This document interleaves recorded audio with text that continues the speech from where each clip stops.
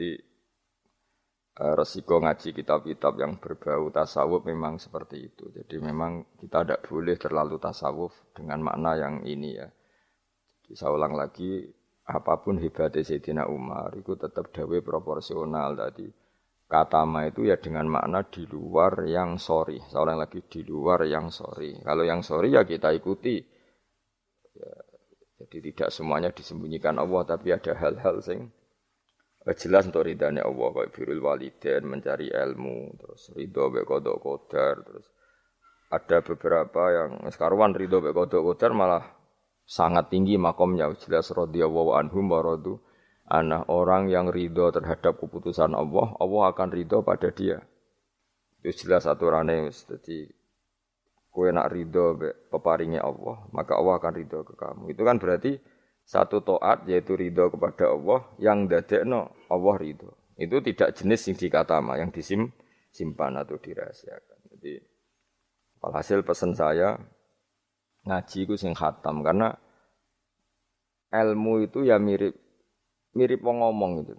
Jadi misalnya ana wong kelaparan mesti nganggep yang terpenting bagi dia saat itu adalah makan.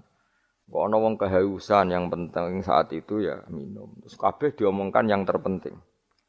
Ikan gong diutang ya sementing ra ditagih. Nah, itu kan ndekne ora iso nalar dadi apa ra iso nalar ana wong kok enake mangan sate iku mergo ndekne orientasine sing penting ora ketemu debt kolektor. Nah, semua akan dikatakan itu paling penting, tapi tentu semuanya proporsional. Napa semua itu? Tapi ketika kita ngomong husnul khotimah, kita akan ngomong yang paling penting itu husnul khotimah. Tapi sebetulnya husnul khotimah sendiri kalau kita ngomong, apa artinya gue kepengen husnul khotimah, kemudian perilaku harian kamu tidak mengawal Islam, gak tahu ngitmai Islam, gak tahu ngitmai wong tua, sementing orientasinya mau husnul khotimah, itu kan ya keliru juga. Jadi walhasil kalau pesen, semua yang ada di teks-teks kitab-kitab seperti ini, KPU proporsional. Jadi katama ya dalam konteks yang katama. Tapi beberapa nyatanya, Nabi ngendikan secara ceplos bahwa ridho Allah misalnya firidul walidain. Tidak ada kata makatamanan. Memang ada beberapa resep sangka Nabi ini loh yang menjadikan kamu diridhoi Allah. Misalnya ridhul walidain, ridho Allah firidul walidain, ridho sama kodok, qadar, terus mencari ilmu. Itu jelas di hadis ridhon bima yasna, semua malaikat suka kalau ada orang mencari ilmu. Jadi itu hal-hal yang Allah menjelaskan secara detail, secara sorry, secara ceplos, secara eksplisit. Bahwa itu semua mahal ridho, sesuatu sing dadekno ridane Allah Subhanahu wa taala. Kemudian wali juga sama, Allah menyembunyikan walinya di antara manusia supaya orang gampang menghormati semua orang karena bisa saja dia itu wali, semua orang berpotensi wali. Tapi tentu kan ada orang-orang yang jelas ra wali, oraine ketara, kelakuane ketara terus. Itu kan ya katama itu ya yang potensi. Tidak karwane wonge pemabuk, sering menyepelekan Allah dan Rasul, pemene ra salat terus. Tapi kan iso wae wali. Wah itu sudah terlalu gawe-gawe cara Jawa itu. Karena itu enggak masuk kategori katama tapi jelas. Begitu juga wa katamal mauta fil umri terus ya dan seterusnya. Nah, masalah Lailatul Qadar juga di sini berlebihan. Maksudnya berlebihan itu Allah menyembunyikan Lailatul Qadar di semua Ramadan. Ya tentu pendapat itu mau proporsional karena kita tahu di semua teks hadis sahih tetap keyakinan ulama Ramadan untuk Lailatul Qadar itu setelah tanggal 20 sampai 30. Asyrul awakhir, nama al-asyrul awakhir. Cuma ada orang yang mungkin persyaratannya Allah kowe tak kei tapi syaratnya ibadah ngetuk mulai tanggal 1. Ya, tapi tetap saja Lailatul Qadar itu fil asyril awakhir di 10 terakhir. Tapi tetap soro setare dimulai ibadahnya, maksudnya setar ning ibadah dimulai 1 sampai 20. Tapi nak kowe misalnya duwe potensi, tapi bisa saja Lailatul Qadar jatuh tanggal 1, yaitu kharqun lil ijma' misalnya, atau kharqun lil muttafaq alaih, atau kharqun di jamaahiril ulama. Kamu berarti balelo atau merusak konsensus ulama sing darani Lailatul Qadar fil asril awakhir. Jadi ngaji karena kita tidak mungkin mengkhorku ya merubah Jadi apapun hebatnya kita misalnya sholat Lailatul Qadar mulai tanggal 1, soalnya Lailatul Qadar tanggal 2, enggak bisa seperti itu. Tetap kita meyakini fil asril awakhir. Ya jadi resiko kitab-kitab tasawuf memang apa ya hati-hati ini kadang berlebihan. Kita tetap meyakini sing sore, ya saya ulang lagi sing sore. Sing sore, sing ceplos, misalnya Kanjeng Nabi ngendikan Lailatul Qadar itu fil asril akhir, fil asril awakhir. Imam Syafi'i memilih sing autaruhu sing ganjil. Terus ada ulama yang memang milih 27. Nah sudah kita ikuti saja seperti itu. Meskipun tentu tadi karena Lailatul Qadar sifatnya pemberian ya yang mungkin Allah juga punya kualifikasi misalnya sing tenanan mulai tanggal 1 dikai sing mapak langsung tanggal 27 dianggap wong nakalan. Maksudnya kan iso wae memang aturannya seperti itu apa. Jadi kamane sing ibadah mulai tanggal 1 barat orang masak itu ya nyediakno kayu bakar berproses nanti mangan. Lah sing ora proses iku sono mangan terus teko-teko njuk melok mangan. Nah, kira-kira ya pantese piye ngono ya itu. Jadi saya mohon sekali semua teks hadis itu proporsional karena hadis tidak hanya ini. Misalnya Allah itu menyembunyikan ridhonya. Jadi orang tidak akan tahu Allah ridhonya di mana. Yaitu ya keliru kalau kaidah itu umum karena ada beberapa hal yang disebut Nabi jelas ridho Allah misalnya firdaul walidain itu jelas disebut ya kita harus ikut bahwa luar biasa proses ridho apa walidain apa menjadikan orang tua kita ridho. Wal maqalatul khamisatu tema maqalah sing kelima ngene qala dawa sapa Utsman radhiyallahu anhu. Innal mu'mina satune wong mukmin yang bagi sayukjo apa ayakuna ento ana sapa mukmin iku masyan iku lumaku fi sitati anwa'in ing dalem 6 pira-pira werna. Minal khaufi sanging rasa wedine Allah. Ahadua di salah sijine sitah sing harus ditakuti iku ayya khaufa. Yen to wedi sapa mukmin mingki balillah sanging sisine Allah. Kita harus takut bahwa Allah bisa saja ya khudain to ngalap sapa Allah minhu sanging mukmin al-iman ing iman. Waqtan nas ing wektu nazak. Ini tadi kalau Dawe Umar tentang 6 hal yang disembunyikan Allah Ta'ala. Sekarang Dawe Utsman. Ada 6 hal yang kita harus punya ketakutan lebih. Satu, ketakutan bahwa setiap saat Allah bisa saja ngambil iman kita waqtan nas'i ing waktu nazak. Waktu sing meh mata itu jenenge nazak. Ruya diriwayat napa ana Ibnu Mas'udin sak temne Ibnu Mas'ud iku da'a iku donga sapa Ibnu Mas'ud bihadat doa iklan ikhlas doa. Allahumma do Allah inni sak temne ingsun as'alu jalu ingsun ka ing panjenengan imanan ing iman layar tetu kang ora bakal dadi murtad apa iman. Wa na'iman lan ingsun jalu ing nikmat layan fadu kang ora entek apa naim. Wa qurrata ainin lan tenange mripat la tangkoti kang ora putus-putus apa qurratu ainin. Wa murafaqatu nabi kalan ngancani nabi panjenengan Muhammad sallallahu alaihi wasallam fi a'la jinanil khuldi ing dalem dhuwur-dhuwure swarga khuldi. Ada 6 hal yang orang mukmin harus serius takutnya, yaitu terutama takut diambilnya iman. Ya terutama takut diambilnya iman di waktu meh mati jenenge nazak. Buktinya sahabat sekaliber Ibnu Mas'ud selalu berdoa Allahumma inni as'aluka imanan la yartaddu wa na'iman la yanfadu wa qurrata a'yunin la tanqati. Jadi tentu kita takut sekali kalau pas dekati mati justru iman kita dicabut. Wasani utai sing kaping pindho iku ayya khofa ingin ta wedi sapa wong mingki baril hafadzati sanging sisi malaikat penjaga il katibina tegese sing nulis kabeh li amalil ibadi maring pro ngamale kawula. Ayak tubuh ento padha nulis sapa malaikat alaihi ing atase wong ma ing perkara yaftadi kang dadi keweleh sapa man. Keweleh itu dipermalukan sapa man bi iklan ma yaumil kiamat ing dalem dina kiamat. Yang kedua adalah orang itu takut bahwa malaikat yang menulis amal kita akan menulis sesuatu yang kita akan dipermalukan di hari kiamat. Ani Nabi sallallahu alaihi wasallam qala dawa sapa Nabi fuduhud dunya.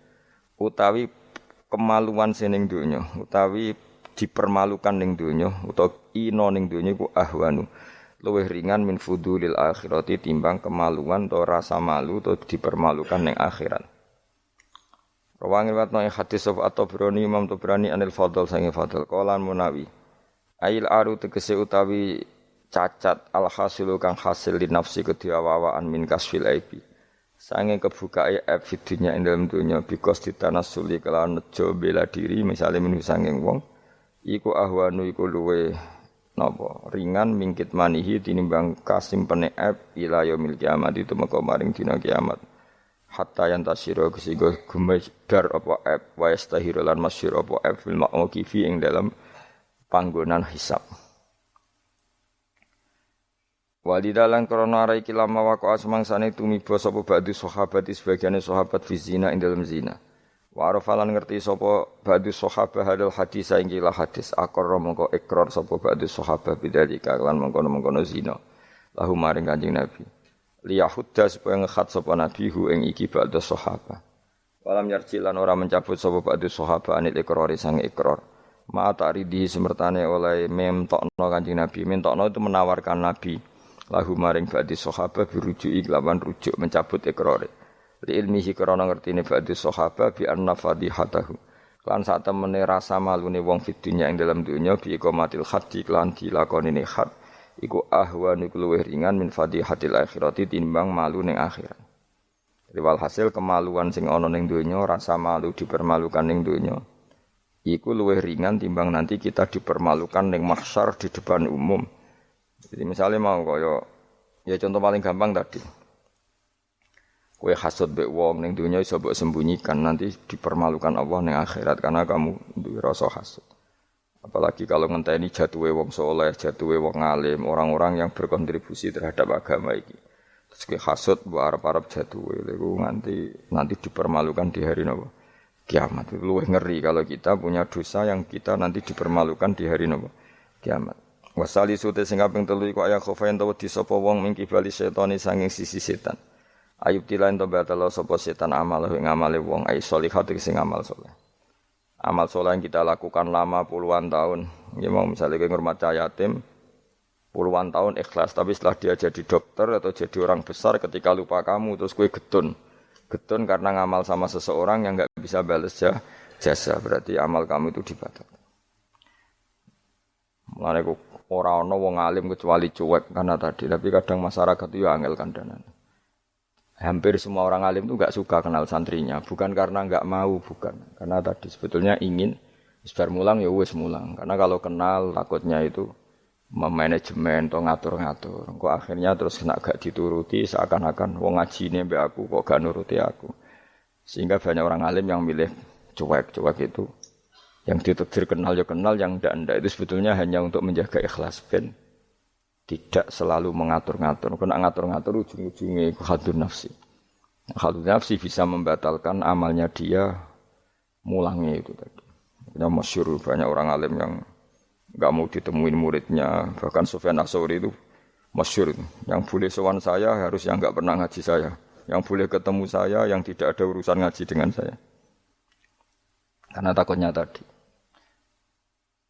Karena takutnya tadi misalnya ada orang alim ngajar 10 tahun sama orang itu. Orang itu jadi orang kaya raya sukses. Kadang-kadang kan manusia ingin sesuatu karena gak dituruti, ngundat-ngundat, tak ulang kok gak loyal gitu. Itu jadi terus banyak ulama yang milih cuek wis.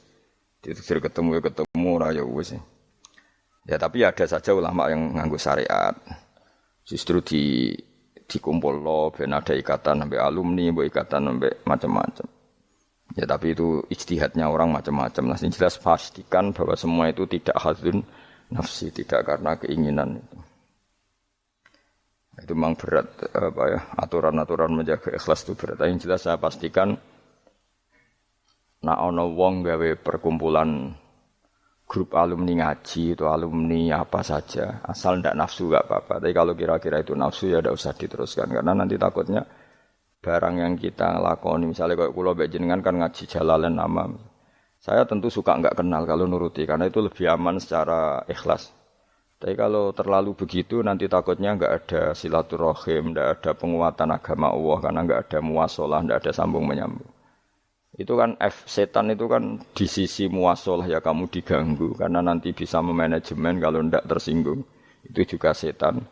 Tapi kalau terlalu tertutup memutuskan diri mungkin selamat ikhlas karena tidak berharap dari mereka, tapi resikonya Ada beberapa santri kita yang enggak pede ngiyai karena enggak sambung dengan kiainya. Atau enggak pede ngiyai karena enggak kenal kiai indukannya karena takoi hukum ra iso jan ilmune pas-pasan. Nah, itu kan repot. Dan itu harus dikelola secara ikhlas. Saya punya sekian santri yang di Papua di mana-mana. Kalau enggak sambung saya enggak berani. Takutnya kalau ada pertanyaan hukum dia enggak bisa jawab. Ada orang-orang yang sebaiknya kita enggak sambung karena tipikalnya memang enggak suka sambung. Mungkin dia wataknya pemalu atau wataknya tertutup, kita kan tidak pernah tahu-tahu watak. Ya kalau maslahatnya putus ya putus, tapi jangan putus hubungan hati. Tapi dia tipikalnya orang yang enggak suka kumpul. Cara Jawa itu isinan. Kan orang itu kan macam-macam. Yang penting semuanya jangan karena hafsun nafsi. Itu eleng-elengnya. Terus makanya Sufyan Ats-Tsauri masyhur. Soalnya muridnya itu muah tenan. Karena dia takut kemudian menuntut haknya sebagai guru. Nah, korek sab'ah yang terkenal Sayyid Hamzah Az-Zayyad itu dia pernah ada orang sowan, ya Hamzah saya ini punya utang banyak, tolong bilang sama muhibbin jenengan yang kaya supaya mensyafaati saya. Jawab Hamzah, saya minta air putih sama santri saya saja enggak pernah, menyuruh santri saya supaya melayani saya saja saya tidak pernah. Karena takut itu saya mengkonversi mulang saya menjadi loyalnya santri-santri. Dan itu menjadikan amal dunia. Itu orang dulu itu macam-macam menjaga ikhlasan sampai se-ekstrim itu. Ya tentu tidak semua ulama seperti itu. Ada ulama yang suka ngongkon santri karena biar dapat barokahnya khidmah. Ada ulama yang suka minta tolong santri supaya mereka terbiasa khidmah. Itu kan ijtihad. Yang penting pastikan diri kamu tidak ada hadzun nafsi. Itu semuanya motifnya itu nafsu itu jangan. Karena tadi kalau kamu terlalu tertutup, terlalu terputus, nanti enggak ada kekuatan Islam dalam hal silaturahim. Makanya dari Imam Ghazali ya tidak semua ulama kayak Hamzah Az-Zayyad, tidak semua ulama kayak Sufyan Ats-Tsauri. Tapi juga kamu jangan terlalu manajemen. Kira kuwabe umatem mbok anggap aset. Akhir rombongan umroh sepiro umat sak menagi terus dihitung ngene. Terus kan ya terus repot semuanya diasetkan apa? Semuanya diasetkan. Itu ya bahaya betul itu. Bukan bahaya pada dirinya dia, tapi juga bahaya bagi kelangsungan agama karena semuanya jadi materi, jadi aset, jadi itu. Ya sudah kita ngikuti aturannya Allah dan Rasul. Ya nak cara kula paling gampang ya wis alami wae alami nak sing ditakdir Allah kenal ben kenal ora ya wis penting wis buen ngono kabeh. Ya sudah darhum sudah sementing tadi ikhlas. Cek kamu memilih tidak kenal ya yang niat ikhlas, milih kenal yang niatnya ikhlas. Semuanya semua itu tidak hadun nafsi. Yang jelas paling parah itu Sufyan Ats-Tsauri, masyhur. Saking masyhurnya sampai beliau tahu kecemplung sumur ning Arab itu kan sumure ya mesti rapati jero. Sumur. Kemudian padahal dia gurunya Imam Syafi'i, gurunya ulama-ulama top. Siapa yang enggak kenal Sufyan Ats-Tsauri? Setiap ada yang menolong, kamu pernah ngaji saya, ya pernah. Siapa sih yang kawasan sini yang enggak pernah ngaji jenengan? Semuanya mau ditulung. Mereka khawatir nulungnya mereka itu sebagai imbalan tahu ngaji. Akhirnya ana muridé sing pinter ya rada kurang ajar tapi pinter. Golek wong beduwi sing ora tau ngaji, mergo ditulung sapa ora gelem. Akhirnya ana beduwi ya rada jakali, iku lho ana wong kecemplung sumur tulu beduwi rono. Kamu ngaji ya, ambek kowe ora kenal ngaji opo. Aja terus gelem ditulung mbek beduwi. Mergo ora tau apa. Berarti wong iku nulung yo ikhlas mergo ngerti ana kecemplung ditulung. Sufyan Ats-Tsauri ya gak perlu jadi kompensasi. Tahu ngaji sampai segitunya. Itu paling ekstrim dalam bab itu tuh Sufyan Ats-Tsauri. Tapi wong ya keramat. Hamzah Az-Zayyad itu termasuk korek sab'ah dengan di antara qura sab'ah ada namanya Hamzah itu ya keramat. Kiai kok kakean manajemen santri niku serang arah keramat. Ya, tapi yo ora apa-apa tapi serapati keramat. Ya karena tadi apa ya? Tetap lama-lama itu jadi khadun nafsi. Misalnya kiai ini di biro umroh terus anak buahnya santri ini sugih umroh lewat travel ya rodok piye terus kamangane ra enak. Tapi ya ndak salah, tentu ya sah saja karena santri ini ya kurang ajar juga wong karuan kiai ini di biro kok daftar biro liya kiai ini sama santrinya ya kacau juga. Tapi kiai ini terlalu berharap ya kacau juga. Yang sing selamat sapa? Sing karuan ra kelar umroh iku malah selamat. Sing diri apane ngono bocah ra kena ora ngono manfaate lah kemana. Ya tapi memang jangan berlebihan karena tadi ketika ada kiai tidak mau bikin biro umroh kemudian yang bikin orang fasik atau orang lain kita ya kedosan karena nyugeno wong nopo fasik. Tapi ketika kamu bikin terus sampai tomak ning santri-santrimu sendiri juga bisa fasik karena terlalu memanajemen santri. Ya itu memang hidup itu gak gampang. Tapi yang jelas yang enggak bikin pun potensi dosanya tinggi karena tadi semua orang soleh tidak bikin alasannya jaga ikhlas kemudian yang bikin wong fasik. Akhirnya komunitas ibadah umroh hanya dinikmati wong-wong napa fasik karena mereka bisa bisnis secara baik. Tapi nak sing melakukan untuk orang soleh kan ya bagus karena yang labanya untuk orang soleh kemudian manfaat untuk pondok untuk umat. Yang jelas gak gampang lah ngelola kebaikan gak gampang. Tapi semua itu bil ilmi harus ada ilmunya. Mungkin suatu saat aku ke biro umroh. Pertama sing umroh kowe ceblok nang Pakistan mending. Pakistan mending India utawa Temangsang nang Singapura. Bareng komplain lagi terlantar ngene komplain kowe terlantar ning Maksar mbarno. Tak kok ning kono Pulau Karimun ta, Pulau Nyamuk. Gus lha umrohe kok tok kene penebusan dosa sik kok lagi ning Mekah. Nah, nek gelem ya tak gawe saiki. Nek kok Pulau Nyamuk sik kok apa? Beristighfar cokoti nyamuk dosa ilang. Nek kita irung ilang ya tak terusno engko terus lagi. Kulo paling wedi nggih manajemen memang angel, ngaji itu angel. Tapi siapapun itu anut umume ulama. Setahu saya guru-guru kita ku ya ana sing gawe warung, ana sing duwe toko karena tadi nak santri blonjo ning liyane ya sakake kiaimu. Tapi kalau terlalu berharap ya sakake santri itu kan enggak gampang memanajemen itu. Begitu juga umroh ya gitu, haji ya gitu semuanya. Makanya Rasulullah itu unik. Rasulullah itu di banyak hal juga kelihatan enggak apa-apa enggak kenal sahabat. Karena ya mungkin Nabi ingin semua orang punya dunia sendiri-sendiri. Tapi kadang kelihatan tanya-tanya sahabat yang enggak hadir ditanyakan, yang enggak kelihatan ditanyakan. Ada yang enggak ditanyakan karena tadi tipikal orang itu macam-macam. Ada yang suka ditanya, ada yang suka enggak. Allah bikin watak manusia kan beda-beda. Ana sing wong sowan kiai malah ngel-ngelo kiai, saking sopane mlungker terus nak gak ditakoki gak omong. Malah bingung to kiai ini maksudnya ku piye sowan mau mlungker tok terus. Ah ana sing sowan niku saking ramahe menomong nganti kiai ini ra keduman ngomong. Oh jenenge wong akeh, ngono. Wong akeh. Ya sing barno semacam-macam dunya. Malah ngel-ngel wong semua ketok piye kiai ini bukan piye. Kandhane